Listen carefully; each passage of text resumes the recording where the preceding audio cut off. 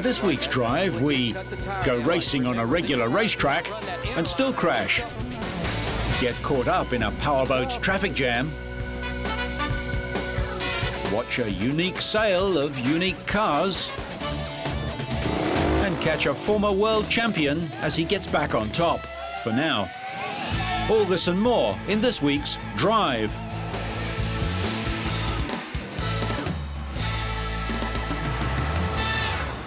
We start in Sao Paulo in Brazil, also known as the New York of South America, a bustling city of 18 million, most of them passionate about sport. Not just football, in a country that's won the World Cup 5 times, but also motorsport. Brazil produced people like Ayrton Senna, Nelson Piquet and Emerson Fittipaldi, the youngest man ever to win the Formula One World Championship. I think today is our 10th launch, and here we are in Brazil. Maybe one of the most important nations in our series because of the passion it brings to the sport and the history of motorsport in Brazil. So far, A1 Grand Prix has announced 16 of the 25 national teams that will race in the inaugural season of the World Cup of Motorsport. With only 9 spaces left on the grid, the competition is fierce between 14 countries, all vying to secure a space for their team. Fittipaldi and footballer Ronaldo are the public face of Brazil's A1 entry. At the launch ceremony, Ronaldo talked of his pride in being given the opportunity to represent his country again at an international level. First of all, it's a big challenge to represent Brazil once again, but in a different sport, and one with a tradition just as big as football. And I hope to win this challenge. I'm very proud to be part of this new competition, and I hope to be able to translate this great desire to the Brazilian fans so that the whole Brazilian nation will support our car and we will achieve great success. Fittipaldi is pleased that drivers will be selected solely on ability, and so up-and-coming men and women can have a realistic hope of making it to the top levels of motorsport. If you think about in Grand Prix racing now, Formula One, you only have like 3-4 seats that you can win available for the whole world. And through, the A1, we are going to create in Brazil a new dream for the youngsters to dream one day to drive A1, and they know the access will be much easier. We'll be there available for any Brazilian driver that's good, that has the qualities, that has the performance to join us. Possible how many potential world champions are driving now around us here in São Paulo, and we don't know, but we have to find them. And I think A1 we have a good chance to find them. Ronaldo and Fittipaldi bring with them a potential 182 million fans with the involvement of the world's 6th largest country. I think it is a great opportunity for Brazil, being one of the countries with a large history in motorsports.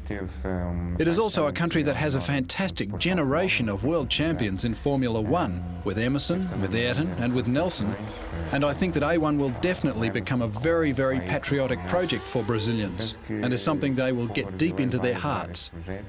It's a country that loves sport and has a huge passion to win, and I'm sure that A1 will benefit from the project here in Brazil. Also, they have a great car, a most beautiful car. Designed around the concept of a level playing field in motor racing, 25 national drivers will compete in identical cars, relying wholly on their skill. Unlike Formula One, in A1 there are no electronic driver aids. The 12-race program begins on September the 25th at Brands Hatch in the UK. Over in California, the NASCAR drivers were tackling just one of 2 road race tracks as opposed to their more usual oval raceways.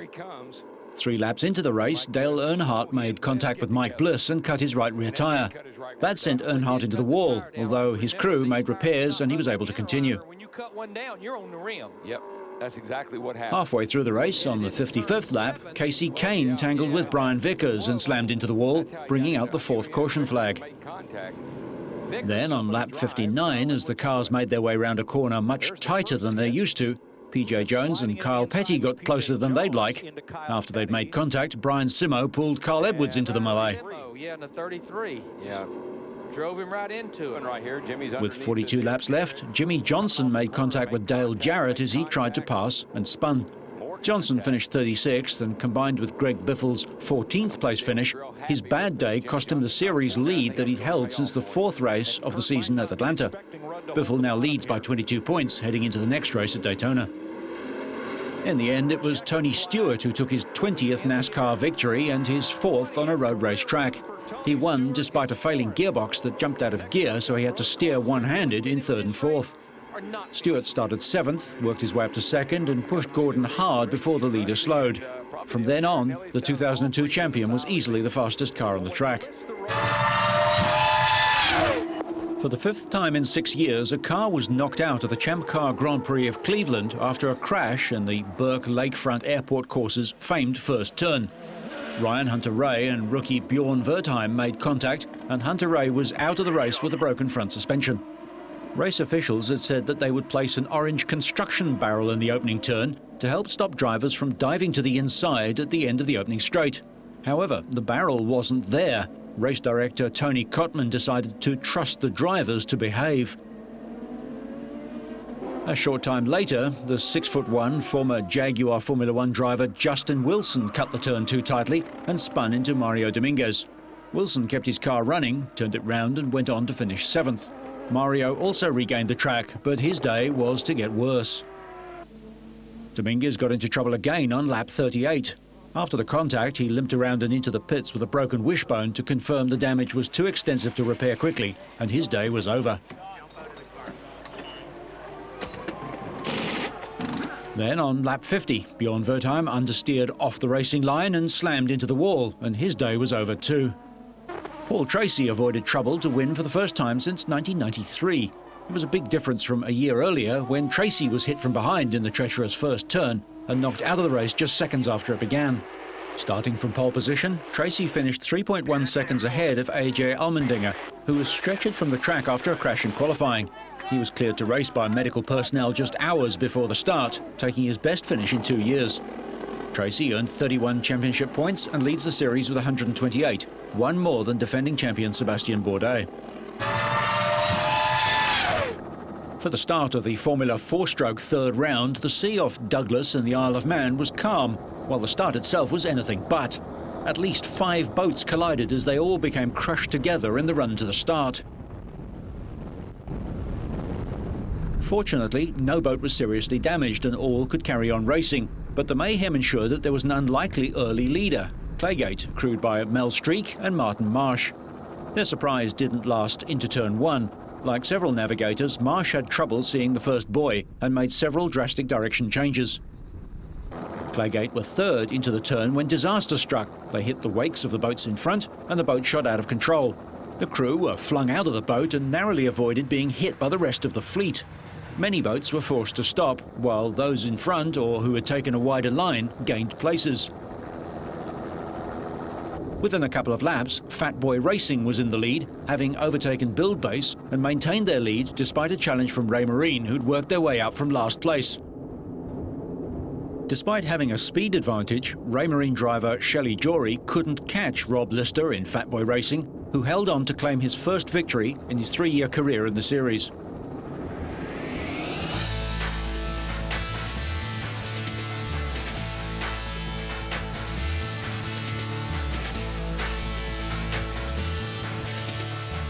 An unprecedented auction of historic Ferraris and Maseratis was held at Maranello recently, and Ferrari loaned their new logistics centre building for the event.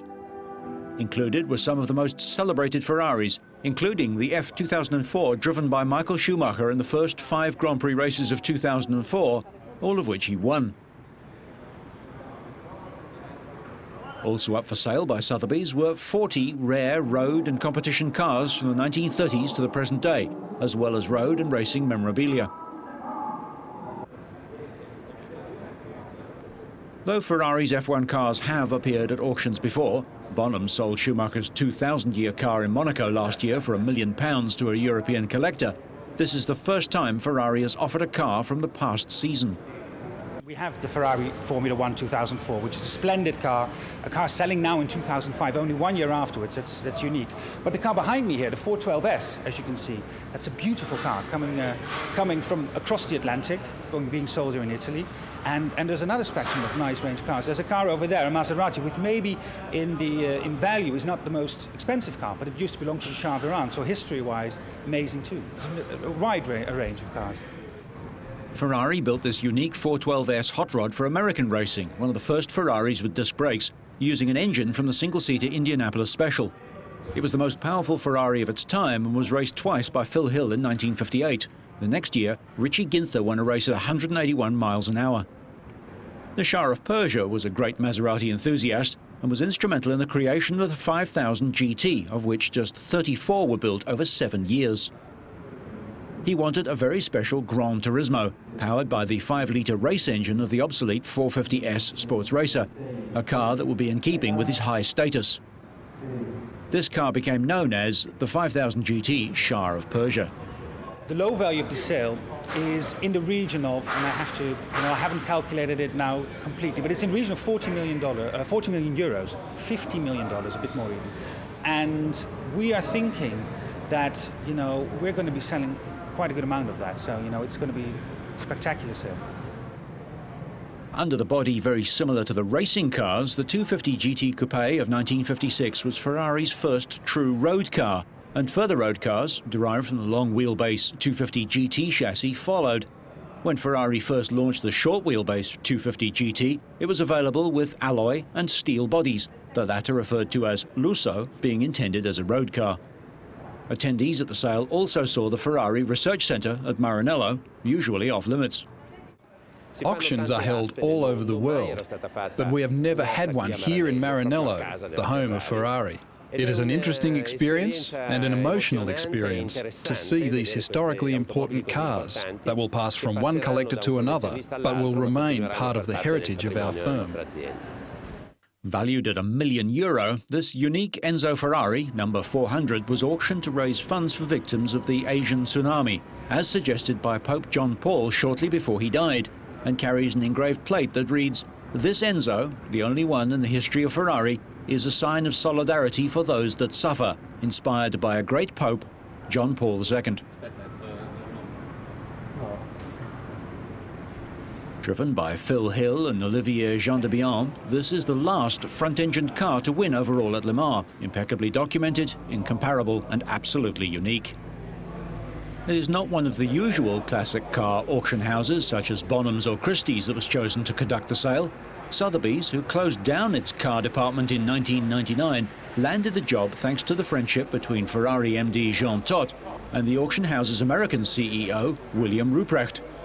And Todt took an active role in the auction.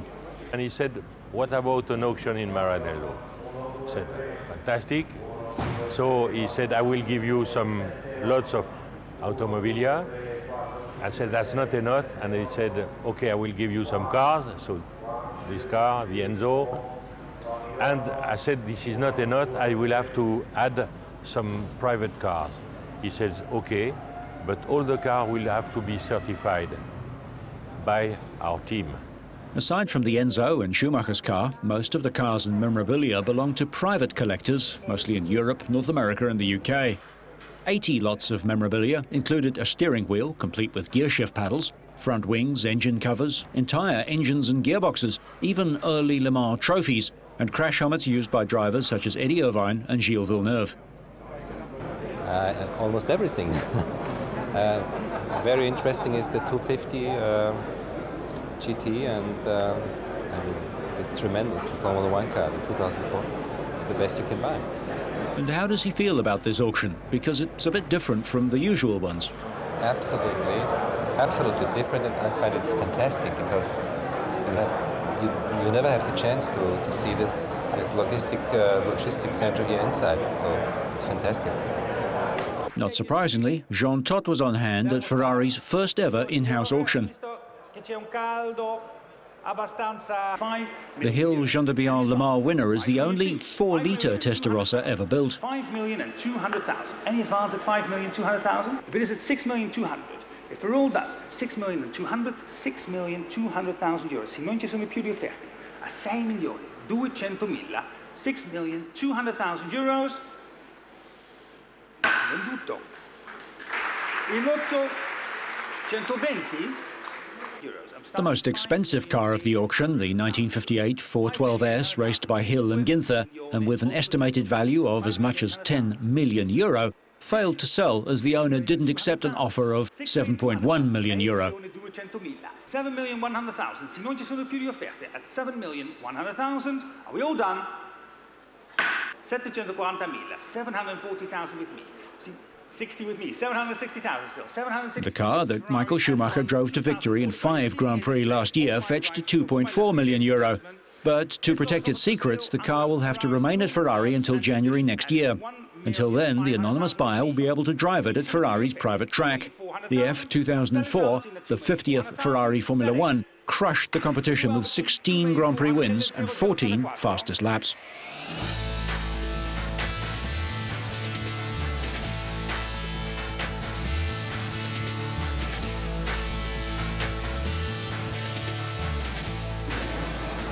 Round 5 of the Speedway Grand Prix season, and the riders were back in Copenhagen. There was copious support for the Danish riders, including Hans Andersen, at what turned out to be an event dogged by controversy. 2 of the home riders, 2 unrelated Pedersens, seemed determined to make the early headlines. Bjarne for getting in a horrible tangle right at the start of the opening heat, and Nicky, 3rd in the championship table coming into this event, had trouble in Heat 7 on the tricky track.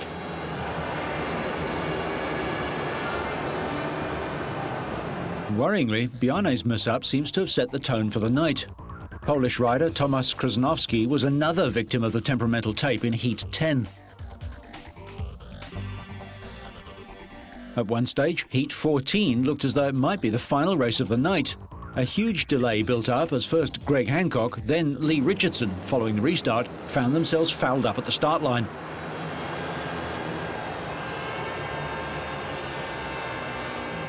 Anxious moments for Speedway great Ole Olsen, now the Speedway Grand Prix race director. Happily, the starting tape problem was fixed and the racing continued.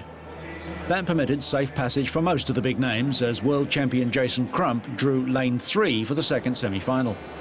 With the big points now at stake, his pick left him in last place, and his tally for the night was just 12 points. This was hopelessly inadequate as Tony Rickardsson was in top form. After tucking in behind Antonio Lundbach in the semi, the Swede did in the final what he had done throughout the rest of the evening, totally dominate the proceedings. Another 25-point haul puts Rickardsson well on course for world title number 6. Performance of the night, aside from Rickardsson? That honour is probably due to Lundbach. The young Swede finished 3rd behind American Greg Hancock. Rickardsson now has 120 points after 5 events, 45 more than Crump, his nearest challenger. Nicky Pedersen is 3rd with 68. Next up, it's the Czech Republic Grand Prix in Prague. After rounds in Japan and America, the World Outdoor Trials Championship returned to Europe for its busiest period of the year, the Grand Prix of Andorra starting a 4-week run that will see 3 rounds in quick succession. The early battle of the day was between Takahisa Fujinami and Doug Lamkin, with Lamkin finishing the first lap in the lead with a 2-point cushion over his Montesa teammate. Adam Raga and Albert Kabastani were a further point behind Fujinami. Lamkin had a confident showing through the first 4 river sections, but he was soon to lose his advantage as he made 2 mistakes in sections 5 and 6. Even so, it was only an incredible closing lap by Raga that was enough to prevent Dougie taking the win. A mere 10 marks dropped in the second lap by Raga, compared to the 13 dropped by Lamkin, was sufficient to tie the competition and decide the win on the most number of clean sections. And that saw Raga prevail by a single section. Another Spaniard, Kabastani of the Sherco team, and reigning outdoor world champion Fujinami of the Montesa HRC squad, battled for the remaining podium place, won eventually by Kabastani. Raga's victory comes after a poor performance in the previous round in America, and now he's back in a position to challenge for the championship. However, despite Raga's victory in Andorra, Lamkin leads the championship on 111 points.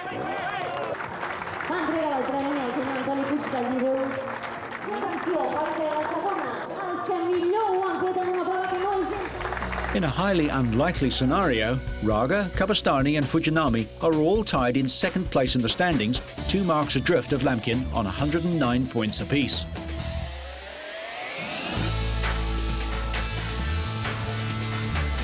The Goodwood Festival of Speed is a unique gathering of world champion drivers and riders, rock stars and glittering machinery. It's held in the glorious settings of Goodwood House, home to the Earl of March, which is situated in the English county of Sussex. Weather conditions for most of the weekend for this, the 13th running of the festival, were ideal, dry and bright. Around 150,000 fans visited over the 3 days, eager for the chance to get close to their motorsport heroes. From 1909, the mighty Blitzen-Benz has a 21-litre 4-cylinder engine and set the world land speed record at 135 miles an hour. The Venturi Fetish electric sports car reaches 170 kilometres an hour and is already on sale at a price of €540,000. One of the most popular attractions for the fans were the Formula One cars. Among those taking part this year were the Ferrari team, along with Jenson Button, Fernando Alonso and David Coulthard. Emerson Fittipaldi, fresh from launching his A1 GP team, drove his old Lotus 72. Takuma Sato wisely used last year's BAR Honda to road and grass test his Michelin tyres. It's good for people to get so close to the action. You know, there's stuff here that I haven't seen before, and it's good. You know, I'm not so sure about riding one of these things up the garden path, but you know, we'll roll up, and it's a great event. Catch up with a lot of people, so good to be here. Mick was reunited with one of his title-winning Honda two-strokes. 17 times world champ Giacomo Agostini rode one of the late Barry Sheen's Yamaha races. If you get the opportunity to drive the cars you do and meet the drivers that you haven't seen probably in your life but have read about them, find yourself on the same scorecard, it's fantastic. From the pages of racing history came the Works Mercedes-Benz 300 SLR, in which Sterling Moss won the Mille Miglia exactly 50 years ago. His navigator, journalist and world sidecar champ Dennis Jenkinson died in 1997. The car means an awful lot to me, and being here with so many enthusiastic people coming along on this fabulous family day out, I think is wonderful. What Charles March, I think he's done an incredible job. As his grandfather, the Duke of Richmond, would be very proud. Britain's 2 current Formula One drivers are Red Bull Racing's David Coulthard and Jenson Button of the BAR Honda team. It's an enjoyable event. It's nice to be able to wander around and mingle and as a fan of the sport, look at the different cars. It's absolutely rammed. I mean, I've never seen this many people here. And looking around at the cars, there's a Jensen Interceptor parked over there, actually, which I might go and have a look at, which I'm a big fan of. So, yeah, it's good to be here, and there's lots to see and do. Having been a serious contender with a string of podiums last year, Button has had much slimmer pickings this year, scoring just 5 points by mid-season. In contrast, Renault's Spanish young gun Fernando Alonso has won 5 races so far this year and leads the championship. It's good, obviously. We don't have this close contact with the fans in the Grand Prix, and it's a good feeling. Takuma Sato is having an even more dismal year than his British teammate, but he remains hopeful. I come back to Europe after being in America, and I think it's going to be very different for the Honda team. Yesterday's test drive at Jerez went very well, and my car is very competitive. I want to make a good comeback in the second half of this season and tackle it race by race. Goodwood, the 3-day garden party, is motor racing's equivalent of Ascot, Henley and Wimbledon all rolled into one. So whether you're looking for a new drive, falling off in unison, or just getting all tangled up, so you stay on track and up to speed, make sure you catch next week's Drive.